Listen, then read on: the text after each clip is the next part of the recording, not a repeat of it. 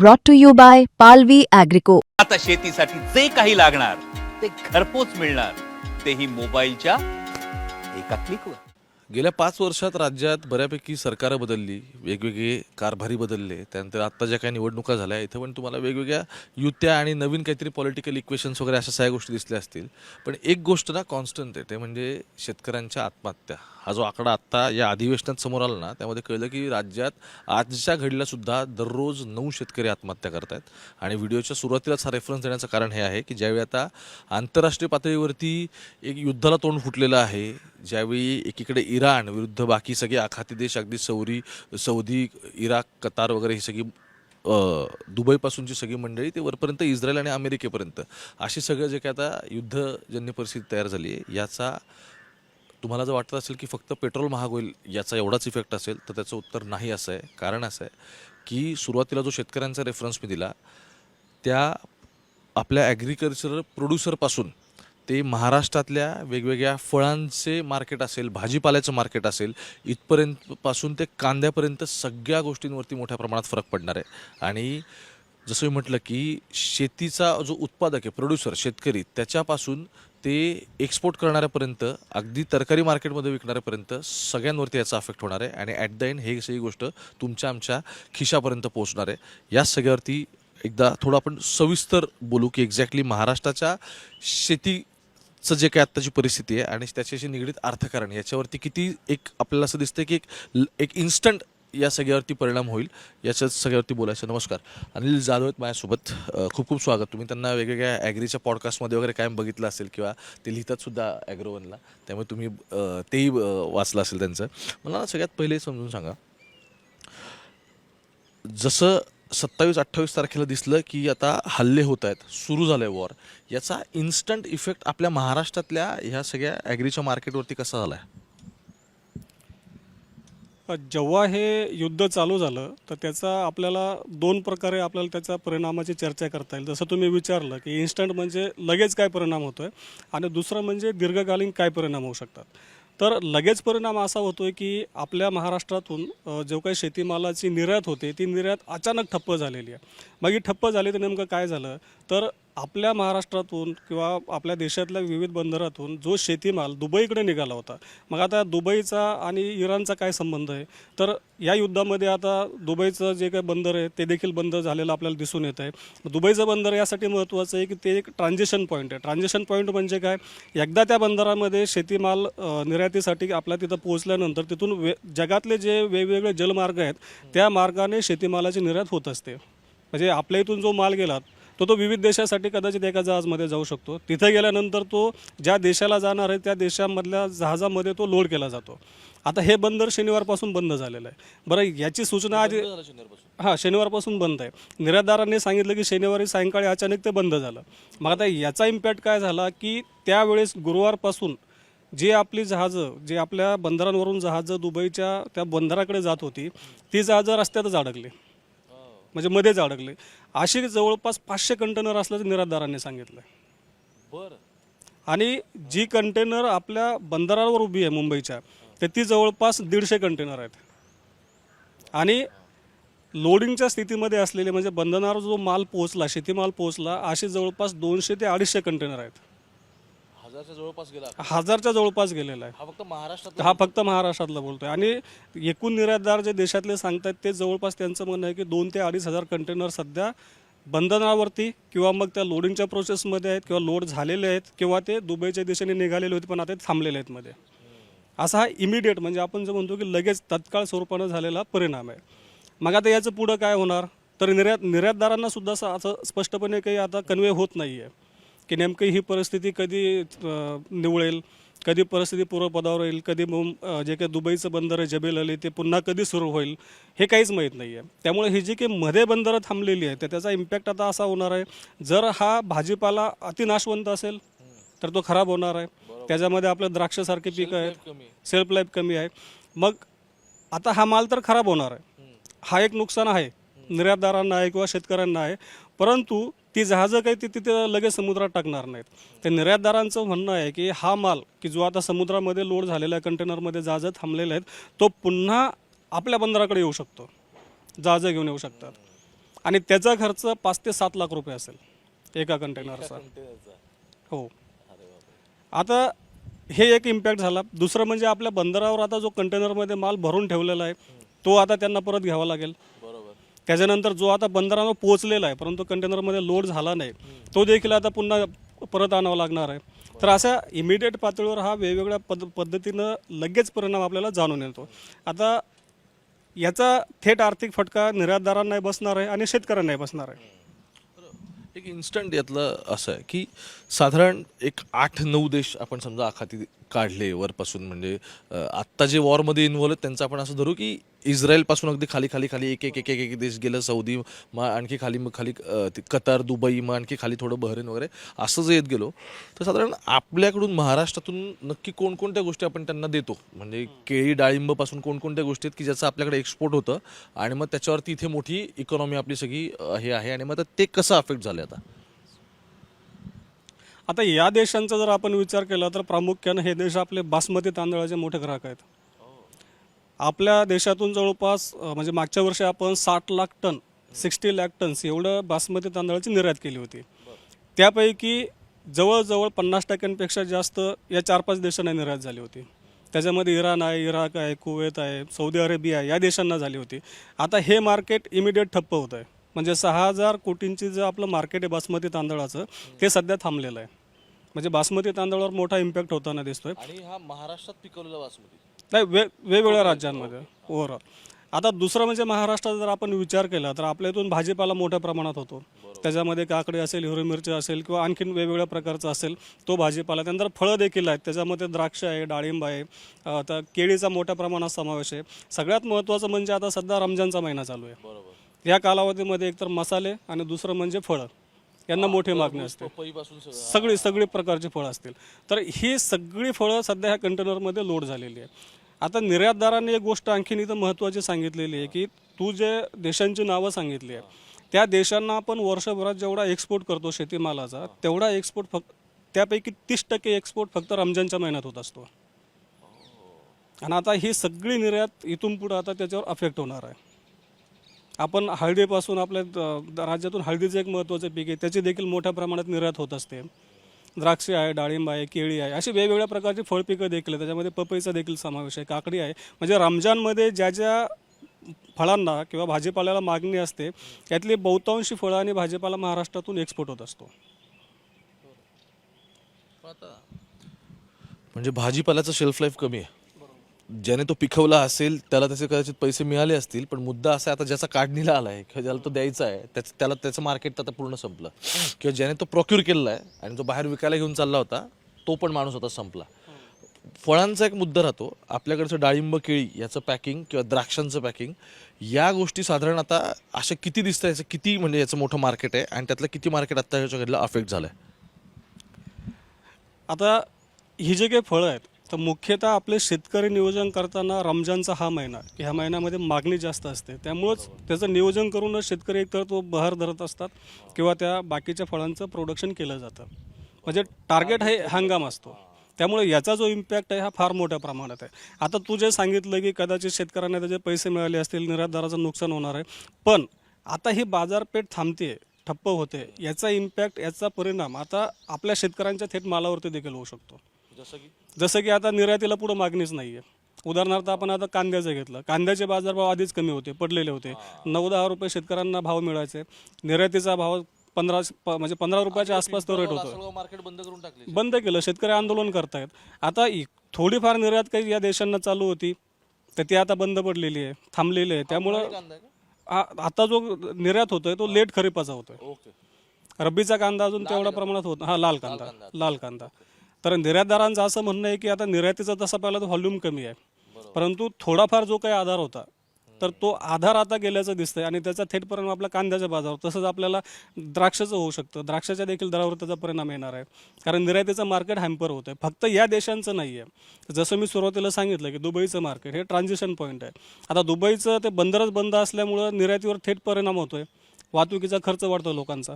ते बंदर exactly straight of हार्मुसच्या सदन भागात आहे. हां, येस. आणि इराणकडून जे काही हल्ले होत आहेत त्या हल्ल्यामुळे केलं. कारण काय आहे की ज्या कुठल्या जहाज शिपिंग कंपन्या आहेत एकतर त्या रूटने जायला तयार नाही आहेत. जे जात आहेत त्यांनी वाहतुकीचा खर्च, इन्शुरन्सचा खर्च मोठ्या प्रमाणात वाढवला आहे. आता आज सकाळपासूनच बातम्या चालू झाल्या, निराधारांनी देखील सांगितलं की आता जे काही अनिश्चित परिस्थिती आहे त्या परिस्थितीमुळं जो काही प्रीमियम आहे वाहतूक भाड्यांचा किंवा आपण ज्याला म्हणतो की त्याच्यावरचं जे काही वाहतूक भाडं वाढवलं ते जवळपास $3,000 ते $4,000 वाढवलं आहे. म्हणजे आज सकाळीच किती त्याचा परिणाम मी आज सकाळीच निराधारांशी बोललो होतो. त्यांनी असं सांगितलं की आपल्या मुंबईच्या पोर्टवरून दुबईला जबेल अलीला जाण्यासाठी कंटेनरचं भाडं $500 आहे, परंतु त्याच्यावरती सरचार्ज आता $3,000 मागतायत शिपिंग कंपन्या. आणि दुर्दैव म्हणजे $500 द्यायचंच आहे आणि त्याच्यावरती सरचार्ज $3,000 द्यायचा आहे. $3,000 ते $4,000 आसपास सरचार्ज आखला जातोय. म्हणजे ज्या भागामध्ये युद्ध चालू आहे त्या भागातून जर जहाज जाणार असतील तर $3,000 ते $4,000 तुम्हाला तुमच्या आधीचं जे भाडं आहे फ्रेटचं त्याच्यावर द्यायचा, सरचार्ज द्यायचा आहे. आणि त्याची पण शाश्वती नाही, शाश्वती नाही आहे त्याची. इन्शुरन्स सुद्धा ज्या इन्शुरन्स कंपन्या आहेत तर त्या इन्शुरन्स देत नाही आहे तुम्हाला त्या भागातून जाण्यासाठी. द्यायचा असेल त्याचा प्रीमियम खूप वाढलेला आहे. अशा दोन्ही पद्धतीने तो सध्या शेतीमाल निर्यातीवरती परिणाम होतोय. कोंडी झाली सगळी, सगळ्या बाजूनी कोंडी होते. मगाशी मी व्हिडिओच्या सुरुवातीला म्हटलं होतं की क्रूड ऑइलचा रेट वाढल्यानंतर ऑब्व्हियसली म्हणजे आपण क्रूड ऑइल घेतो आणि आपल्याकडे रिफायनरीज आपण ते रिफाईन करतो आणि परत त्याचं फिनिश गुड जे पेट्रोल वगैरे डिझेल हे आपण मार्केटमध्ये विकतो.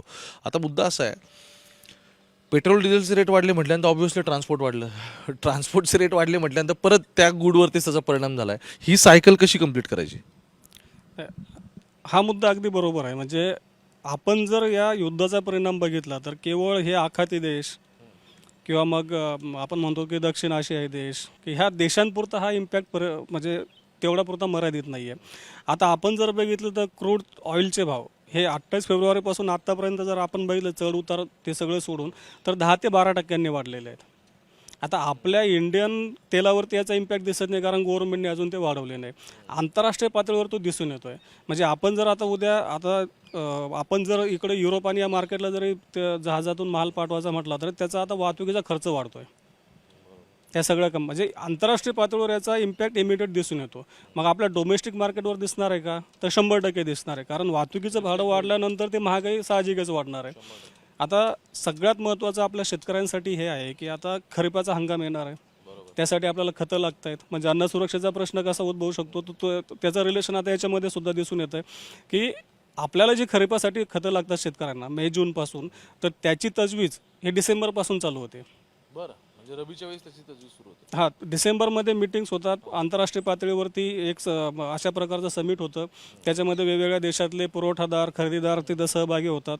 ते करार करतात की आम्हाला किती खतं लागणार आहे, कोणत्या प्रकारची लागणार आहेत. आणि त्याच्यानंतर 20-25 दिवस म्हणजे साधारणतः मार्च महिना असा आहे की तो रॉ मटेरियल किंवा खतं इम्पोर्ट करण्याचा महिना आहे, आयात करण्याचा. आपल्याकडं मार्चमध्ये खतं आली तर त्याच्यानंतर त्याच्यावर एकतर ते जर फिनिश्ड असतील म्हणजे जर का फायनल खतं असतील तर त्याचं डिस्ट्रीब्युशन वेगवेगळ्या भागामध्ये केलं जातं. आणि जर ते रॉ मटेरियल असेल तर त्याच्यावर प्रक्रिया केली जाते, त्याला पूर्ण स्वरूप दिलं जातं आणि त्याच्यानंतर त्याचं एप्रिल महिन्यामध्ये डिस्ट्रीब्युशन वेगवेगळ्या जिल्हा पातळीवरती तर राज्य पातळीवर केलं जातं आणि नंतर ते शेतकऱ्यांपर्यंत मे आणि जूनमध्ये पोहोचतं. आता जर समजा हे युद्ध आणखी जास्त वेळ जर खेचलं गेलं आणि अशीच परिस्थिती राहिली तर एकतर पुरवठा विस्कळीत होऊ शकतो, खतांचे भाव कमीत कमी 30 ते 40% वाढू शकतात असं आता आंतरराष्ट्रीय पातळीवरच्या जे काही खत उत्पादक कंपन्या आहेत त्यांनी सध्या तरी अंदाज व्यक्त केलेला आहे. परंतु नेमकी परिस्थिती बघावं लागेल की किती दिवस चालतं आणि त्याचा कुठं आणि कसा परिणाम होतोय. म्हणजे आता इथून पुण्यापासून जसं आपण वरती उत्तरेला जाऊ टुवर्ड्स आपण म्हणजे खेड, शिरूर, वरती परत आंबेगाव, त्यानंतर जुन्नर, मग सिन्नर आणि वरती नाशिकपर्यंत कांद्याचा पट्टा आहे सगळा. मला आठवतं एक्सपोर्ट ड्युटी बहुतेक काढली होती ऐनवेळी गव्हर्नमेंटने जेव्हा लोकसभा निवडणुका होत्या. म्हणजे म्हणजे शिरूर वगैरे दिंडोरी वगैरे या भागात जेव्हा मतदान होतं त्याच्या अगदी 3-4 दिवस आधी निर्णय आला होता केंद्राचा आणि त्यांनी सांगितलं होतं की एक्सपोर्ट ड्युटी आम्ही काढतोय. आता मला विचारायचं आहे की आत्ता हे सगळे मार्केट बंद होत आहेत, आत्ता ह्या कांद्याची काय परिस्थिती? हा जो लाल कांदा मार्केटमध्ये आला याला भाव का नाही आहे? म्हणजे हे सगळं जे मार्केट आहे हे याच्यामुळे आता अफेक्ट झालं आहे? नाही, कांद्याचे बाजारभाव हे काही आज पडलेले नाही किंवा हे युद्धामुळे पडलेले नाहीत. कांद्याच्या बाजारभावाचा प्रश्न मागच्या 1 महिन्यापासून निर्माण झालेला आहे. काय होतं की फेब्रुवारी महिन्यामध्ये नेमका आपण जो मोस्टली जे आपण खरीप म्हणतो, खरीप कांदा आणि रब्बी कांदा हे 2 मुख्यतः आपण हंगाम पकडतो. त्याच्यामध्ये लेट खरीप हा वेगळा, पण आपण खरीप आणि रब्बी पकडू. तर फेब्रुवारी महिन्यात काय होतं की जे रब्बीच्या अर्ली लागवडी असतात तो रब्बीचा कांदा येतो, खरीपातली आवक मोठ्या प्रमाणात येत असते. आता फेब्रुवारी आणि मार्च या 2 महिन्यामध्ये कांद्याची आवक ही दरवर्षी जास्तच असते आणि दराचा प्रश्न निर्माण होत असतो. हे काही नव्यानं झालेलं नाही आहे. तर तो जो प्रश्न विचारला निर्यातीचा, तर निर्यात निश्चित कमी झाली का? आता 100% कमी झाली आहे. आपण जर 2022 ते 13 महिना हां म्हणजे 22-23चा जर आपण आकडा बघितला कांदा निर्यातीचा, तर तो 25 लाख टनांचा होता. पण डिसेंबर 2023 पासून तर सरकारने कांद्याचे भाव वाढले म्हणून एक्सपोर्टवरती निर्बंध लावले होते. आधी 40% शुल्क लावलं, नंतर किमान निर्यात मूल्य लावलं, परत नंतर निर्यात बंदीच केली. त्याच्यानंतर मार्च 2015पर्यंत 20% शुल्क लागू होतं. यामुळे झालं काय की आपले जे काही महत्त्वाचे कांदा ग्राहक देश होते, बांगलादेश असेल, सौदी अरेबिया असेल किंवा आखातामधले काही देश असतील, तर या देशांना काय झालं की तुम्ही जवळपास माहीत आहे का 32 महिने आपल्या कांद्याच्या निर्यातीवर निर्बंध होते. त्याच्यापैकी 7 महिने निर्यात बंदी होती. आता बांगलादेश आपला कांद्याचा सगळ्यात मोठा ग्राहक देश आहे. आता कुठलाही ग्राहक 32 महिने तुमचं हे जो काही धोरण आहे ते सहन नाही करू शकत. मग ह्या देशांनी काय केलं की इतर जे काही पर्यायी देश आहे कांदा उत्पादक, त्यांच्याकडून कांद्याची मागणी केली. मग त्याच्यामध्ये कोण आहे? चीन आहे, पाकिस्तान आहे. पाकिस्तानला सगळ्यात जास्त फायदा झाला. म्हणजे आपण म्हणतो की शत्रू राष्ट्र आहे, परंतु आपल्या सरकारच्या धोरणाचा पाकिस्तानला सगळ्यात जास्त फायदा झाला. मग काय झालं की मार्केट ओपन झालं आणि या 32 महिन्यामध्ये आंतरराष्ट्रीय पातळीवर कांदा बाजाराची घडी नव्यानं बसण्याला एक वेळ मिळाला. म्हणजे भारत त्यातून थोडासा साईड झाला, कारण सरकारचं धोरण होतं. मग धोरण फसलं आणि त्याचा परिणाम असा, म्हणजे सरकारचं धोरण काय होतं की फक्त देशातले भाव कमी करायचे. आंतरराष्ट्रीय बाजार जे होतं की कांदा उत्पादकांनी निर्यातदारांनी मोठ्या कष्टाने उभं केलं होतं अनेक वर्षातून, ते हातातून गेलं. त्याचा परिणाम असा झाला की 24-25 मध्ये फक्त 11 लाख टन कांद्याची निर्यात झाली होती. बांगलादेश जो आपला सगळ्यात मोठा ग्राहक होता, हां की 7, 8, 10 लाख टनांपर्यंत कांदा घ्यायचा, 25 मध्ये म्हणजे सप्टेंबर ऑक्टोबरपर्यंत केवळ 13,000 टन, 7 लाख टन कुठं आणि 13,000 टन कुठं, एवढी फक्त निर्यात झाली होती. म्हणजे हक्काचं मार्केट आपल्या हातातून गेलं. मग आता प्रॉब्लेम काय झालेला आहे, देशात कांद्याचं उत्पादन वाढलेलं आहे, म्हणजे आवक सध्या वाढलेली आहे, मोठ्या प्रमाणात बाजारात आवक येते, निर्यातीचं प्रमाण सध्या कमी झालेलं आहे. आता जे काही थोड्याफार प्रमाणात होत होतं किंवा जे आता कांदा जात होता, तर आता या युद्धामुळे त्याच्यावर देखील त्याचा परिणाम दिसून येतोय. त्यामुळं कांदा उत्पादकांच्या अडचणी आता चारही बाजूने आपल्याला दिसून येतात. त्यांच्यासाठी खरंच दुष्काळात 13 महिना असं त्यांचं झालं. अरे बापरे. मी मुद्दामून काही गोष्टी समजून घ्यायला आलो आणि म्हणजे आय एम शुअर की हा व्हिडिओ रिलीज झाल्यानंतर परत एकदा मला यायचं आहे. त्यावेळी मला असं वाटतं की आत्ता हे जे काही ह्या सगळ्याचं ब्रीफ दिलं जाधवांनी, त्याच्यावरती आपण आणखी थोडं डिटेलमध्ये बोलू. मी पुढच्या आठवड्यात जमेल त्या ठिकाणी महाराष्ट्रातल्या ज्या ज्या ठिकाणी एक्सपोर्ट्स सुरू आहेत, केळीचे असतील, कुठं द्राक्षाचे असतील, या ठिकाणी फिरणार आहे. तिथल्या ॲक्च्युली जे निर्यातदार आहेत सगळे त्यांच्याशी बोलणार आहे आणि तुमच्यापर्यंत त्या सगळ्याचे ग्राउंड रिपोर्ट पोहोचवणार आहे. आणि ते याच्यासाठी गरजेचे आहेत की या युद्धामुळे तुमच्या माझ्या खिशाला काय झळ बसणार ना, आणि आपल्याकडचं मार्केट महाराष्ट्रातलं ह्या आपण असं म्हणू की आपल्या इथलं म्हणजे जसं समजा कांदा पट्टा असेल नाशिक पुण्यामधला, किंवा आणखी वरती गेल्यानंतर केळीचा पट्टा सुरू होतो, आणखी खालच्या भागात सुद्धा डाळिंब निघते, इकडे सोलापूर सातारा सांगलीचा पट्टा असेल. सो या सगळ्या ठिकाणी किती मोठं अर्थकारण या सगळ्यांनी अफेक्ट झालं ना, हे समजून घ्यायचं असेल तर ग्राउंडवरती खरंच काय चाललं आहे हे दाखवणं गरजेचं आहे. आजचा हा पहिला एपिसोड ज्याची सगळी सुरुवात आहे आणि म्हणून मी आज त्यांना म्हटलं होतं की जरा वेळ काढा होळीच्या दिवशीसुद्धा, धुलिवंदनाच्या दिवशीसुद्धा, आणि आपण भेटू आणि या सगळ्या गोष्टींच्या डिटेल्स तुमच्यापर्यंत पोहोचू. खूप मोठं मार्केट अफेक्ट होतं आहे. आपल्याला इथे बसून जरी युद्ध तिकडे चाललं आणि आपल्या घराला तर काही जळ नाही असं वाटत असेल तर तसं बिलकुल नाही आहे. ह्यासाठी मुंबई तक बघत राहा. कॅमेरा पर्सन हां येस ओके बोला. तुम्ही कोणतं झालं आहे ग्राहकांचं? नाही पण आता काय झालं आहे, मला तो विषय घ्यायचा होता, पण ठीक आहे आपण आता ह्या व्हिडिओमध्येच ते कंटिन्यू करू की मग आता ह्या सगळ्यामुळे कन्झ्युमरचा इश्यू काय होणार आहे, कारण रेट तर वाढणार. आता तू म्हटलं तसं की फक्त शेतकऱ्यांना फटका आहे तर असं नाही आहे. आपण ज्या ज्या गोष्टी आयात करू पहिल्यांदा म्हणजे त्या गोष्टी महाग होणार आहे. त्याच्यामध्ये पहिलं येतं ते म्हणजे खाद्यतेल. आपण गरजेच्या 60 ते 65% खाद्यतेल आयात करतो. आता पहिला फटका काय बसणार तो म्हणजे सूर्यफूल तेलाचा, कारण सूर्यफूल तेल आपण रशिया आणि युक्रेनमधून आयात करतो, ते रेड सी किंवा मग ह्या सगळ्या समुद्रातून येतो. पहिली गोष्ट ते महाग होणार आहे.